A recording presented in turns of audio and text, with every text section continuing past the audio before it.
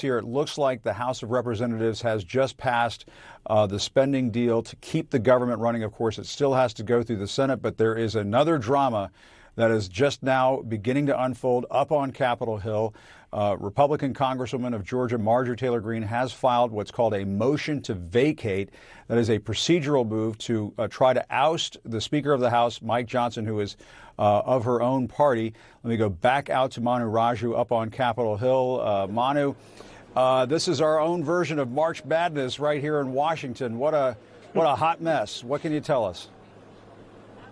Yeah, there is so much uncertainty and dysfunction in this chaotic Republican majority that has just barely passed this spending bill to keep the government open up until the end of this year. It has to pass the Senate, but this could cost Mike Johnson his job because of what is known in the House as the motion to vacate. One member could call for the ouster of a sitting speaker. That happened for the first time in history to Kevin McCarthy in the fall, leading to 22 days of chaos. Ultimately, Mike Johnson became the Speaker of the House. Can that happen to him again? It is possible because of Marjorie Taylor Greene's decision to move ahead and file this motion to vacate. She would just need two other Republicans and all Democrats to vote with her to kick Johnson out of the speakership, and that is hugely significant. It would send this body into a state of paralysis in the middle of this critical election year with major issues hanging in the balance and raise concerns about who actually could get the votes to run this unruly House. All big questions that are looming now over this body. Now, the question, too, is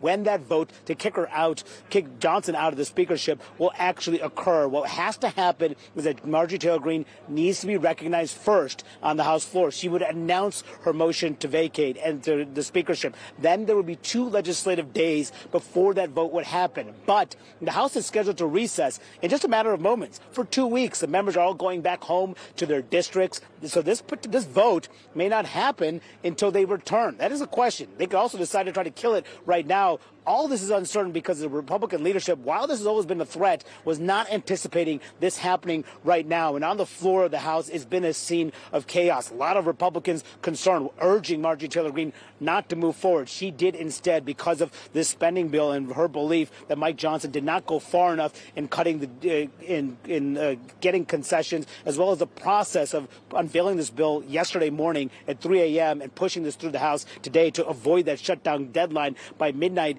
tonight. This bill did pass, though, Jim, just moments ago. 286 to 134 was the vote count. 112 Republicans voted against it. 22 Democrats voted against it. That means Democrats essentially, when most Democrats helped carry this bill, more Democrats voted against for this than Republicans. And that is going to be an issue that Mike Johnson will have to deal with his right flank as he keeps the government open here. But, Jim, just another state of chaos in this Republican House. And we'll see ultimately how the Speaker deals with it and how Republicans vote when this comes to the floor.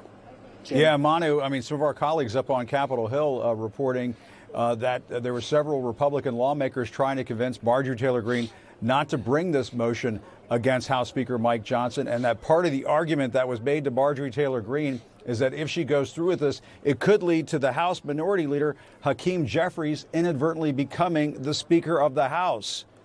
That is wild.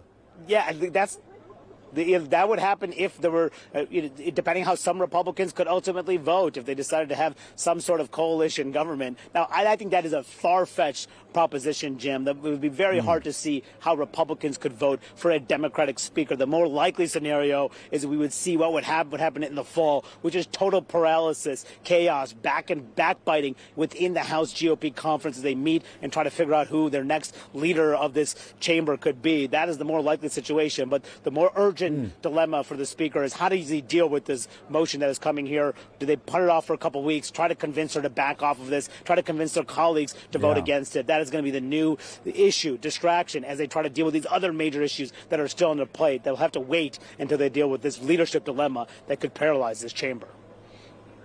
Paralysis. It has been sort of the steady flow there up on Capitol Hill. Manu, stand by. Let us know if you have any new breaking information. I know it's happening every minute. I want to go back to Adam.